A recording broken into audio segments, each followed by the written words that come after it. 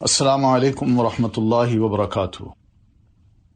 سورۃ المائدہ کی آیت نمبر 83 سے انشاءاللہ ہم آج پڑھیں گے، اور یہ 7ویں پارے کی پہلی آیت ہے۔ الحمد للہ رب العالمین والصلاة والسلام علی رسولہ محمد وعلی آلہ واصحابہ اجمعین، اما بعد فاعوذ باللہ من الشیطان الرجیم، بسم اللہ الرحمن الرحیم۔ وَإِذَا سَمِعُوا مَا أُنزِلَ إِلَى الرَّسُولِ تَرَىٰ أَعْيُنَهُمْ تَفِيضُ مِنَ الدَّمْعِ مِمَّا عَرَفُوا مِنَ الْحَقِّ يَقُولُونَ رَبَّنَا آمَنَّا فَاكْتُبْنَا مَعَ الشَّاهِدِينَ۔ وَإِذَا سَمِعُوا، اور جب وہ اس کلام کو سنتے ہیں جو رسول کی طرف نازل کیا گیا، تو آپ دیکھتے ہیں کہ حق پہچان لینے کی وجہ سے ان کی آنکھیں آنسوؤں سے چھلک رہی ہوتی ہیں۔ وہ کہتے ہیں، اے ہمارے رب، ہم ایمان لائے، بس ہمیں گواہی دینے والوں کے ساتھ لکھ دے۔ یہ کل کی جو آخری آیت تھی، چھٹے پارے کی آخری آیت، اس میں اللہ تعالیٰ نے نصارہ کی بڑی تعریف کی تھی کہ ان کے اندر قسیس ہیں اور ان کے اندر راہب قسم کے لوگ ہیں، اور ان میں کوئی تکبر نہیں ہے۔ تو یہ تین خصوصیات ہوں تو قرآن مجید کو کوئی سنے اور نہ کرے، بلکہ قرآن مجید سنے تو اس کا اثر لیتا ہے، اس لیے کہ اللہ کی بات ہے نا، وہ سمجھتا ہے کہ یہ کلام، یہ لفظ کیا کہہ رہے ہیں اور کس طرح میرے دل میں اتر رہے ہیں۔ یہ کوئی انسانی الفاظ نہیں ہیں۔ اس لیے حبشہ کے بادشاہ نے جب سیدنا جعفر طیار رضی اللہ تعالی عنہ سے قرآن مجید کو سنا، بھری محفل میں نہ صرف وہ روئے بلکہ جتنے بھی ان کے اراکین سلطنت تھے وہ سب کے سب، ان کی جو حالت ہوئی اللہ تعالیٰ نے نبی علیہ الصلاۃ والتسلیم کو اور مسلمانوں کو یہاں بتا دی۔ سوچیں دل پہ قرآن کا اثر کیسے ہوتا ہے، اور کس طرح غیروں کو اگر صرف قرآن ہی سنا دیا جائے اور وہ سمجھتے ہوں تو پھر دیکھیے کہ وہ اس کو مانتے ہیں کہ نہیں۔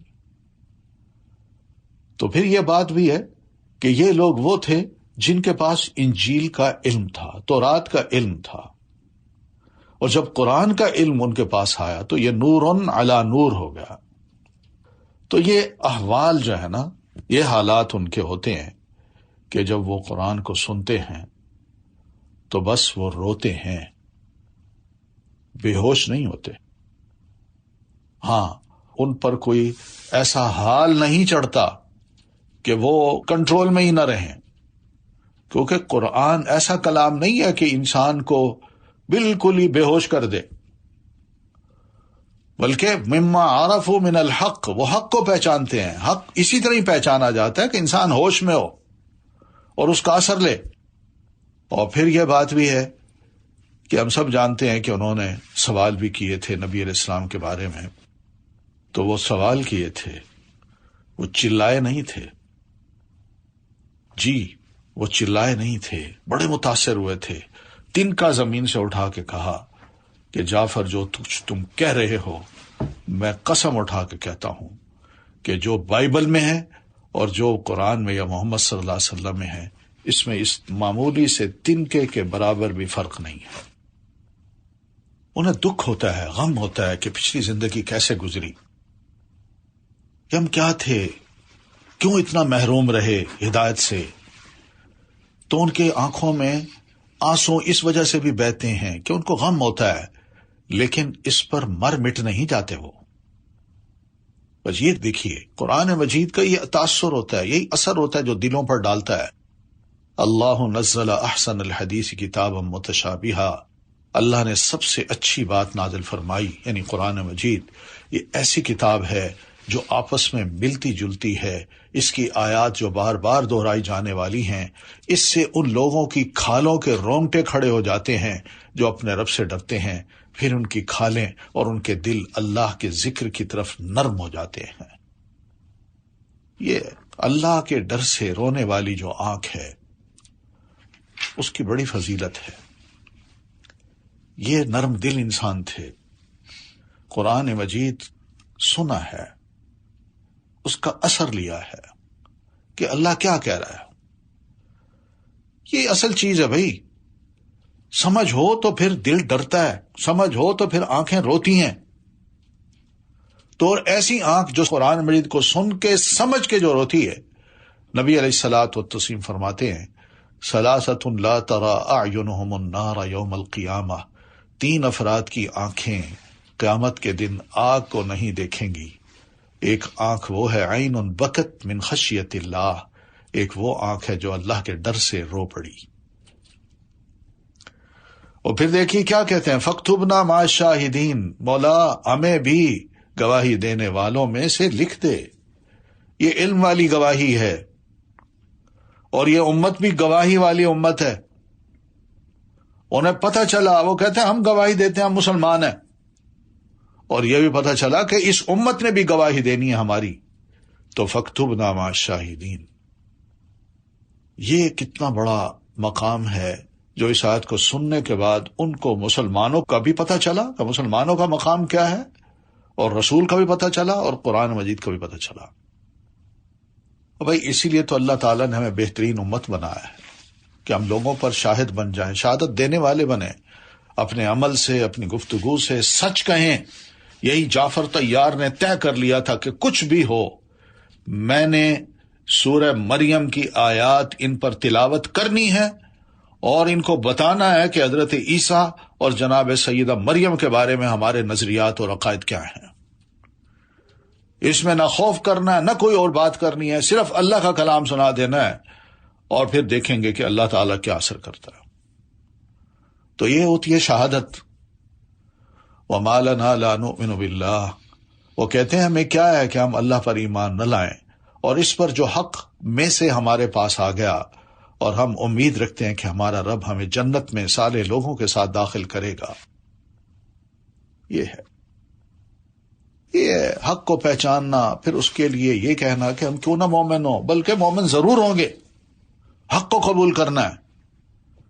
اور پھر دوسری بات یہ کہ حق کو قبول کرنے کا جو مقصد ہے وہ یہ ہے کہ ہمارے گناہ معاف ہوں، اور ہمارا رب اپنی رحمت میں ہمیں شامل کر لے، اور ہمارا شمار بھی ایسے لوگوں میں ہو جائے جو نیک لوگ ہوتے ہیں. اندازہ کیجئے سوچنے والے سوچتے رہ گئے، مکہ کے لوگ مخالفت کرنے والے مخالفت کرتے رہ گئے، اور جو پہچان گئے انہوں نے قبول کرنے میں دیر نہیں لگائی. یعنی دیر نہیں لگائی، قبول کیا تو یہی سوچ سمجھ کے. فَأَثَابَهُمُ اللَّهُ بِمَا قَالُوا، تو اس کے بدلے میں جو انہوں نے کہا، یعنی کلمہ پڑھا، دین قبول کر لیا، تو اللہ تعالیٰ انہیں ایسے باغات عطا کرے گا جن کے نیچے نہریں جاری ہیں، جن میں وہ ہمیشہ رہنے والے ہیں. اور احسان کرنے والوں کا بدلہ یہی ہے. جو نیکی کرتے ہیں نا اخلاص کے ساتھ، وہ محسن ہوتے ہیں، اس کو احسان کہا جاتا ہے. تو اچھی بات پر جنت مل جاتی ہے. مال یا ہاتھ کے ساتھ نیکی نہ کر سکنے پر، یعنی مال سے کوئی نیکی نہیں کر سکتا، ہاتھ سے کوئی نیکی نہیں کر سکتا، کم از کم منہ سے اچھی بات تو کہہ سکتا ہے. تو اچھی بات کہنے سے بھی نیکی بندہ کما لیتا ہے. یہ دیکھیں فَأَصَابَهُمُ اللَّهُ بِمَا قَالُوا، تو اس کے بدلے میں جو انہوں نے کہا، کلمہ پڑھا، نیکی کو قبول کیا، اللہ نے ان کو بدلہ کیا دیا، ثواب کیا دیا؟ جنات. تو اچھی بات کرنا سلامتی کے ساتھ جنت میں لے جانے کا سبب ہے. اللہ کو راضی کرنے کے لیے ایک جملے کی بڑی اہمیت ہے بس، اور وہ یہی ہے اشہد ان لا الہ الا اللہ وحدہ لا شریک لہ واشہد ان محمدا عبدہ ورسولہ. لیکن جو نہیں پڑھتے والذین کفروا وکذبوا بآیاتنا، اور وہ جنہوں نے کفر کیا اور ہماری آیات کو جھٹلایا، یہ مکی لوگ، یہی لوگ جہنم کے ساتھی ہیں. دونوں کا اللہ تعالیٰ نے مقام بتا دیا. یا ایھا الذین آمنوا لا تحرموا الطیبات، اے لوگو جو ایمان لائے ہو، اللہ نے جو پاکیزہ چیزیں تمہارے لیے حلال کی ہیں انہیں حرام مت ٹھہراؤ، اور نہ تم حد سے تجاوز کرو، بے شک اللہ حد سے تجاوز کرنے والوں کو پسند نہیں کرتا. بعض اوقات انسان زہد کے زوم میں آ کے پاکیزہ چیزوں کو اپنے اوپر حرام کر لیتا ہے. وہ نہیں جی، ہم فقیر آدمی ہیں، ہم کہاں اچھے کپڑے پہنے، ہمارا کام دنیا میں جینے کا کیا ہے؟ عارضی زندگی ہے، ہم نے چلے جانا ہے۔ دنیا کی محبت ہمارے دلوں میں نہیں ہے، تو نہ اچھا کھانا، نہ اچھا پہننا، اور جو اللہ نے نعمتیں دے رکھی ہیں ان سے اپنے آپ کو محروم کرنا۔ اور اس کو سمجھا جاتا تھا کہ یہ بہت بڑا زہد ہے، بہت بڑا تقوی ہے۔ بھائی بات یہ ہے کہ اللہ تعالیٰ نے ہمارے لیے حلال کی ہیں، ہم کون ہوتے ہیں ان کو اپنے اوپر حرام کرنے والے؟ اس جسم کا حق بنتا ہے، اس کو کچھ کھلائیں گے تو اچھی عبادت کرے گا، اور اس کو کچھ کھلائیں گے تو رب کے حضور کھڑا ہو کے کچھ روئے گا، اس کے اندر ہمت ہوگی، طاقت ہوگی، کوئی دوسرے کو بھی بات کر سکے گا، کوئی دین کی راہ میں اپنے آپ کو کھپا سکے گا۔ تو طیب یہ لذیذ چیزیں ہیں جن کو انسانی نفوس پسند کرتے ہیں اور دل ان کی طرف مائل ہوتے ہیں۔ تو بہرحال یہ ہوتا تھا، یہ جو ہم دیکھیں تو لوگوں نے اپنی عبادت گاہوں میں یا عبادت کرنے والے لوگوں نے اور ان کے علماء نے اپنے اوپر پابندیاں لگا دی کہ ہم شادیاں نہیں کریں گے، ہم عورتوں سے پرے رہیں گے، حتیٰ کہ عورتوں نے بھی اپنے اوپر پابندی لگا دی کہ ہم نے شادیاں نہیں کرنی۔ تو بھئی یہ طیب چیز ہے، بھئی شادی کیا ہے؟ اس کو کیوں حرام کیا جا رہا ہے؟ ایک غیر فطری زندگی اللہ نے نہیں چاہی کہ ہم گزاریں۔ پھر لذیذ کھانے، لذیذ مشروبات وہ بھی حرام کر دیے اپنے اوپر۔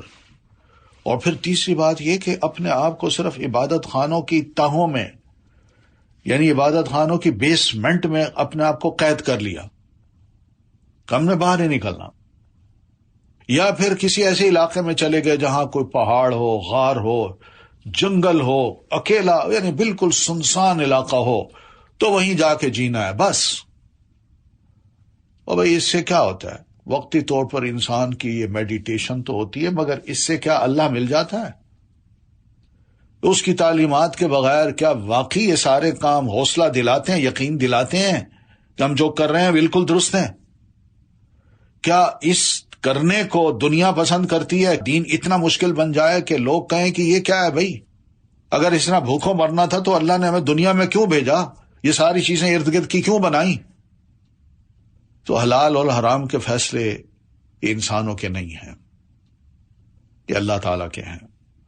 تو اللہ نے اس کی کچھ لمٹس بنائی ہیں، اسی کے اندر رہنا ہے، ان کو کراس نہیں کرنا۔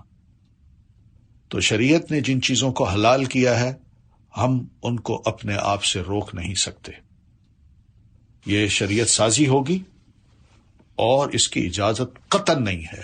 آپ صلی اللہ علیہ وسلم نے ان 3 بندوں کو جنہوں نے اپنے اوپر یہ پابندی لگا دی تھی کہ میں نہ شادی کروں گا، دوسرا کہتا ہے میں ساری رات قرآن پڑھوں گا، اور تیسرا کہتا ہے میں ہمیشہ روزے رکھوں گا، تو آپ نے ان کو کیا فرمایا؟ انتم الذین قلتم کذا و کذا، اور بھئی تم لوگ ہو جنہوں نے یہ باتیں کہی ہیں؟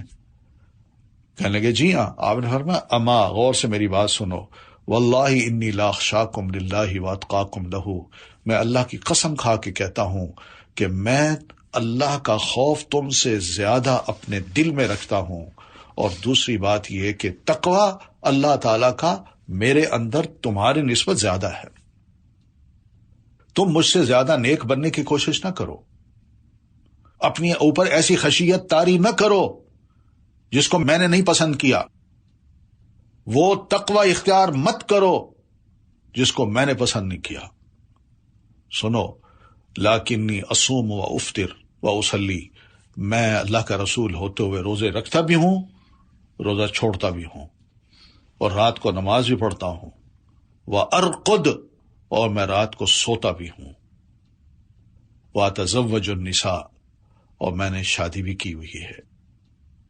فمن رغب عن سنتی فلیس منی، جس نے میری سنت سے بے رغبتی کی، منہ موڑا، اس کا مجھ سے کوئی تعلق نہیں۔ تو ہم کون ہوتے ہیں بھائی شریعت کو اپنے اوپر یا حلال چیزوں کو اپنے اوپر حرام کرنے والے؟ اس کی اجازت نہیں ہے، اور نہ یہ زہد ہے اور نہ ہی یہ تقوی ہے۔ وَكُلُوا مِمَّا رَزَقَكُمُ اللَّهُ حَلَالًا طَيِّبًا، بلکہ کھاؤ اس میں سے جو اللہ نے حلال پاکیزہ رزق تمہیں عطا کیا، اور اللہ سے ڈرو، وہ اللہ جس پر تم ایمان رکھتے ہو۔ پھر فرمایا لا یؤاخذکم اللہ باللغو فی ایمانکم، اللہ تمہاری قسموں میں سے لغو قسم کی قسموں پر کوئی مواخذہ نہیں کرے گا، لیکن وہ ان قسموں پر تمہارا مواخذہ ضرور کرے گا جو تم نے مضبوط باندھی۔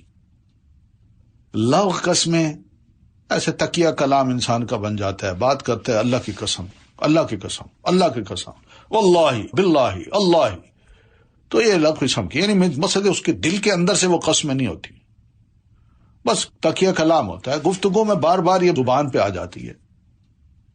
تو اللہ فرماتا ہے یہ لغو ہوتی ہیں قسمیں، میں ان کا مواخذہ نہیں کرتا۔ ہاں لیکن جو دل سے قسم اٹھائی جائے اور پختہ قسم کی قسمیں کھائی جائیں تو اس کا مواخذہ ضرور ہے، اور وہ یہ ہے کہ فَكَفَّارَةُ إِطْعَامُ عَشْرَةِ مَسَاكِينَ مِنْ أَوْسَطِ مَا تُطْعِمُونَ أَهْلِيكُمْ، تو اس قسم توڑنے کا کفارہ، یعنی قسم کھا کے بندہ توڑ دے تو اب اس کا کفارہ ہے۔ کفارے کا مطلب یہ ہے کہ اس قسم کو توڑنے کا جو گناہ ہے، اب وہ گناہ تب جا کے مٹے گا جب ان 3 کاموں میں سے ایک کام کر لیا جائے۔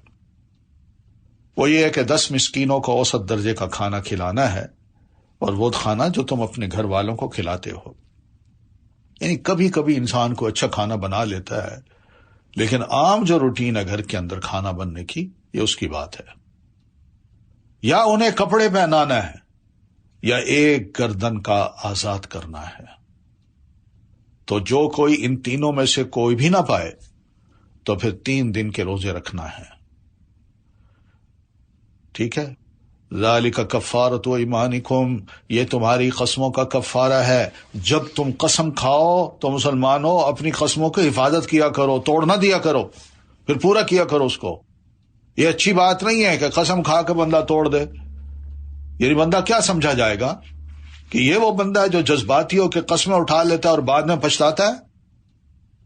واحفظوا ایمانکم، اپنی قسموں کی حفاظت کیا کرو۔ اسی طرح اللہ اپنی آیات یعنی احکام تمہارے لیے واضح کرتا ہے تاکہ تم شکر ادا کرو۔ تو بہرحال جھوٹی قسم بھی انسان کھا لیتا ہے تو اس کا بھی کفارہ ہے۔ جھوٹی قسم کھانے والے کا ٹھکانہ کیا ہے؟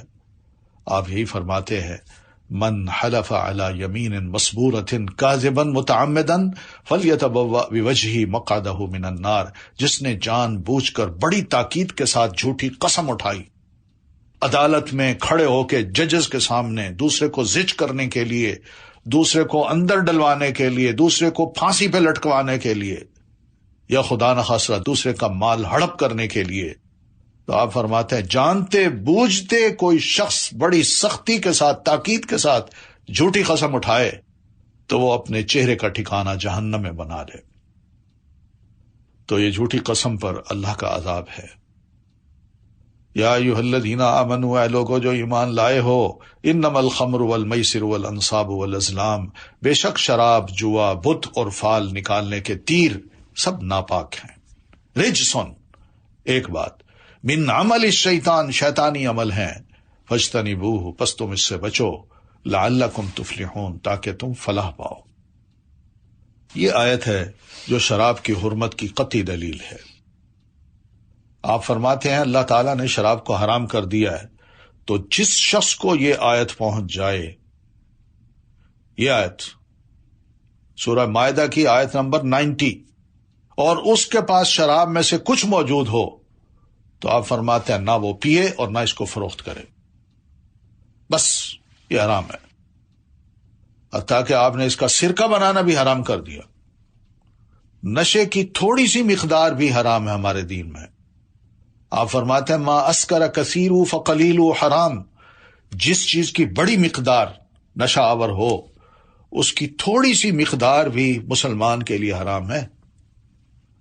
یہ مطلب نہیں ہے کہ جناب اتنی پی لیجئے کہ آپ ہوش میں نہ رہیں، وہ تو حرام ہے، لیکن اگر تھوڑی پی لیں لیکن آپ ہوش میں ہو تو وہ حلال ہے۔ نہیں، یہ مطلب نہیں ہے۔ یاد رکھیے شراب ہر شر کی چابی ہے، خباثتوں کی جڑ ہے۔ جس نے شراب پی اللہ تعالیٰ اس کی 40 دن کی نماز قبول نہیں کرے گا۔ اگر وہ اس دوران مر گیا تو آدمی جاہلیت کی موت مرے گا، جس کے پیٹ میں مرتے وقت شراب ہوگی۔ یہ ایمان سے محروم کرنے والا فعل ہے۔ آپ فرماتے ہیں جب شرابی شراب پی رہا ہوتا ہے وَهُوَ مُؤْمِنٌ، تو شراب پینے کے وقت وہ مومن نہیں رہتا۔ وَلَا يَشْرَبُ الْخَمْرَ حِينَ يَشْرَبُهَا وَهُوَ مُؤْمِنٌ، اس طرح جنت سے یہ محروم کر دینے والا فعل ہے۔ ابو الدرداء رضی اللہ عنہ یہ روایت کرتے ہیں کہ نبی صلی اللہ علیہ وسلم نے فرمایا شراب کا عادی جنت میں داخل نہیں ہوگا۔ شراب سے ریلیٹڈ جو بھی کام ہے، جو بھی بزنس ہے، جو بھی جاب ہے، اس کو بھی نبی علیہ السلام نے فرمایا کہ یہ اللہ کی رحمت سے دور کرنے والے کام ہیں۔ آپ فرماتے ہیں شراب سے متعلق 10 طرح سے لعنت کی گئی ہے، خود اس شراب کی ذات پر، یعنی شراب خود، اس کو نچوڑنے والے پر، نچڑوانے والے پر، اس کے بیچنے والے پر، اس کے خریدنے والے پر، اس کے اٹھانے والے پر، یعنی کبھی کبھی یہ اٹھا کے لے جائی جاتی ہے، پلانے کے لیے دوسرے کو پیش کی جاتی ہے، یہ اس کے بارے میں آپ فرماتے ہیں۔ پھر جس کے پاس لے جائی جائے اس پر، اور اس کی قیمت کھانے والے پر، اسے پینے والے پر، اور اس کے پلانے والے پر، یہ سب 10 قسم کے لوگ اس میں آتے ہیں۔ تو اس لیے ایسی جاب ہو، ایسے کام ہو، بالکل ایسا اسے پرے رہنا چاہیے ایک مسلمان کو۔ انما یرید الشیطان، شیطان تو صرف یہ چاہتا ہے کہ وہ شراب اور جوئے کے ذریعے تمہارے درمیان عداوت اور بغض پیدا کر دے۔ دیکھ لیجئے کوئی شراب پیے، اس کے بعد جب اس کے اوپر نشہ چڑھتا ہے، جو وہ کہتا ہے سننے والے کو کتنا غصہ چڑھتا ہے، سننے والے کے دل میں ایک دشمنی سی پیدا ہو جاتی ہے، اور پھر بغض وہ الگ۔ اسی طرح جوا یہ بھی دشمنی اور بغض کو پیدا کر دیتا ہے۔ ایک بندہ ہارا ہوا جواری جو ہے وہ کبھی جیتے ہوئے کو معاف نہیں کرتا، وہ کہتا دوبارہ میرے ساتھ کھیلو، دوبارہ کھیلو۔ وہ گھر بیچ دے گا، بیوی بچوں کو بیچ دے گا، لیکن کہے گا میں نے جوا کھیلنا ہے اور اس شخص کو ہر صورت میں اپنی ہاری ہوئی رقم اسے واپس لینی ہے۔ اور جب وہ دیکھتا ہے کہ میں مسلسل ہار رہا ہوں تو آخر میں اس کا یہی کام ہوتا ہے کہ وہ اس پر اٹیک کر دیتا ہے۔ وَيَصُدَّكُمْ عَنْ ذِكْرِ اللَّهِ وَعَنِ الصَّلَاةِ، اور شیطان چاہتا ہے تمہیں اللہ کے ذکر اور نماز سے بھی روک دے، تو کیا تم ان کاموں سے باز آنے والے ہو؟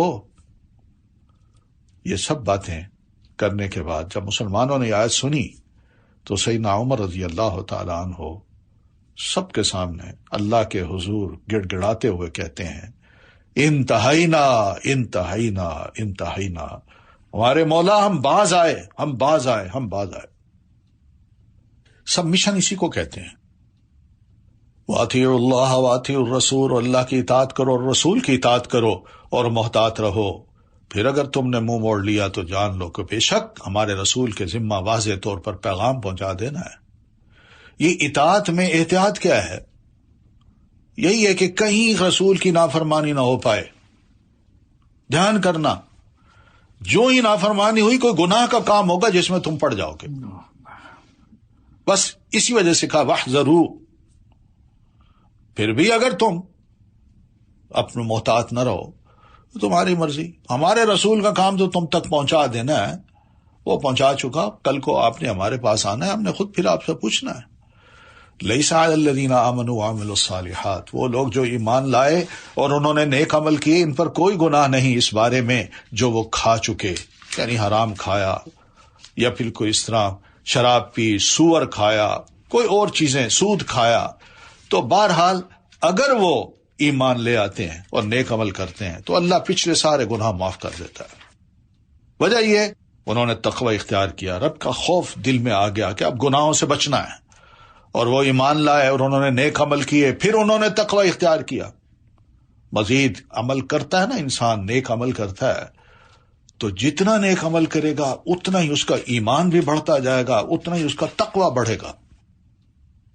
اور ایمان لائے پھر انہوں نے تقوی اختیار کیا، آپ دیکھ لیجئے نیک عمل کو چھوڑیں خدا خوفی تھوڑی سی کم ہو جاتی ہے، اور چھوڑ دیں خدا خوفی اور کم ہو جاتی ہے، ایمان بھی کمزور ہوتا جاتا ہے، اور پھر حالت یہ ہو جاتی ہے کہ بندے کو گناہ میں لذت ملتی ہے اور ایمان اس کا تقوی تقریباً ختم ہو چکا ہوتا ہے، اور پھر اس کو پرواہ نہیں ہوتی اس بات کی کہ میں مومن ہوں، مجھے نیک عمل کرنے چاہیے، بلکہ وہ انہی میں پڑھ کے اپنے آپ کو محسوس کرتا ہے کہ اب میری لائف زیادہ بہتر ہو گئی ہے۔ پھر انہوں نے تقوی اختیار کیا اور نیک کام کیے، 3 بار فرمایا واللہ یحب المحسنین، اللہ نیک کام کرنے والوں سے محبت کرتا ہے۔ تو بہرحال متقی محسن جو احسان کرنے والا ہے، مخلص ہے، وہ متقی مومن سے زیادہ بہتر ہے۔ ثم اتقوا واحسنوا واللہ یحب المحسنین۔ متقی اور محسن میں فرق یہ ہے کہ متقی وہ ہوتا ہے جو اپنے نفس کی حفاظت کرتا ہے۔ تو متقی النار، آگ سے بچنے والا شخص ہے جو اپنے نفس کو آگ سے بچاتا ہے۔ جہاں تک محسن کا تعلق ہے تو وہ اپنی ذات پر بھی احسان کرتا ہے اور دوسرے لوگوں پر بھی احسان کرتا ہے، جیسا کہ اللہ تعالیٰ کے اس قول میں آئے وَأَحْسِن كَمَا أَحْسَنَ اللَّهُ إِلَيْكَ، کہ احسان کرو جیسے اللہ نے تمہارے ساتھ احسان کیا ہے۔ وَبِالْوَالِدَيْنِ إِحْسَانًا، اور ماں باپ کے ساتھ اچھا سلوک کرو، اپنی ذات پر بھی احسان اور دوسروں پر بھی احسان۔ احسان میں ایک پہلو اپنی ذات کے لیے ہوتا ہے اور ایک پہلو دوسروں کے لیے ہوتا ہے۔ تو بہرحال یہ محسن اور متقی کا فرق ہے۔ تو درجے میں بھی محسن جو ہے وہ متقی سے زیادہ بہتر اور برتر ہے۔ یا ایھا الذین آمنوا، اے لوگو جو ایمان لائے ہو، اللہ تمہیں شکار میں سے کسی ایسی چیز کے ساتھ ضرور آزمائے گا جو تمہارے ہاتھوں اور نیزوں کی زد میں ہوں گے، تاکہ اللہ جان لے کہ کون اس سے غائبانہ ڈرتا ہے۔ تو جو کوئی اس کے بعد زیادتی کرے تو اس کے لیے دردناک عذاب ہے۔ اب یہ فرمایا کہ میں کچھ احکام دے رہا ہوں شکار کے، اور ان احکام میں صرف تمہارا ٹیسٹ ہوگا، ساتھ تمہارے سامنے شکار ہوگا، ہاتھوں میں تیر ہوگا، آسانی سے اس کو تم مار سکتے ہو، لیکن اللہ ایسے موقع پر کچھ احکام دے گا، جانے گا یہ کہ تم میں کون ہے جو غیب میں اللہ تعالیٰ کا خوف رکھتا ہے۔ اور وہ پہلا حکم یہ ہے، یا ایھا الذین آمنوا، اے لوگو جو ایمان لائے ہو، حالت احرام میں شکار نہ کرو۔ احرام باندھا ہو تو شکار نہیں کرنا۔ وانتم حرم، بس۔ ومن قتلہ منکم متعمدا، اور جس شخص نے تم میں سے اسے جان بوجھ کر مارا، یعنی حالت احرام ہو اور پھر مارے، تو بطور فدیہ اسی کی مانند چوپایوں میں سے بدلہ دینا ہوگا جو اس نے مارا۔ ہرن مارا ہے تو بکری دینی ہوگی، اسی کے مقابلے۔ نیل گائے ماری ہے تو گائے دینی ہوگی۔ جس کا فیصلہ تم میں سے دو عدل والے کریں گے، وہ خود بتائیں گے کہ بھئی یہ اتنا بڑا جانور ہے تو اس کے مقابلے میں یہ جانور اب اللہ کی راہ میں دو، یہ قربانی پھر کعبہ تک پہنچنے والی ہو، یا پھر کفارہ ہو چند مسکینوں کو کھانا کھلانا، یا اس کے برابر روزے رکھنا تاکہ وہ اپنے کیے کا وبال چکھے۔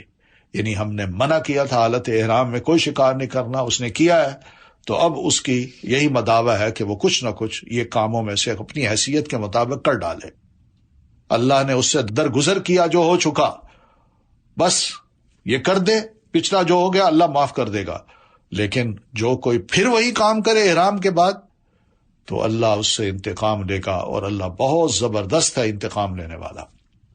بہرحال یہ ہدایات تھیں، پہلے مسلمانوں کو الرٹ کیا گیا، پھر یہ حکم دیا گیا، اور صحابہ یہی کہتے ہیں واللہ ہم احرام باندھ کے جب اپنے علاقوں سے پیدل چلتے چلتے صحرا کو، پہاڑی علاقوں کو کراس کرتے کرتے مکہ پہنچتے تو راستے میں ہمیں کہیں پڑاؤ بھی ڈالنا پڑتا، بڑی خواہش بھی ہوتی کہ کوئی اچھا کھانا کھا لیں، سفر میں ہوتے تھے، پیاس بھوک یہ سب کچھ ہوتی، لیکن کہتے ہیں واللہ ہمارے خیموں کے ارد گرد ہمارے تیر کے نشانوں پر شکار ہوتا تھا، مگر ہم میں کوئی ایسا بندہ نہیں تھا جس نے احرام باندھا ہوا ہو اور اس نے للچائی ہوئی نظروں سے اس شکار پر دیکھا ہو، یا اپنے تیر کو اٹھا کے اس کو نشانہ بنانے کا سوچا ہو۔ یہ ہے من یخافہ بالغیب۔ احل لکم صید البحر وطعامہ متاعا لکم، تمہارے لیے سمندر کا شکار اور اس کا کھانا حلال کر دیا گیا ہے، یعنی مچھلی، اور سمندر کے اندر جو کچھ بھی جیتی ہے مخلوق، اگر وہ مخلوق سمندر سے باہر نکل آتی ہے اور پھڑک پھڑک کے مر جاتی ہے وہ شکار ہے، اس کا کھانا حلال ہے، وہ کر سکتا ہے۔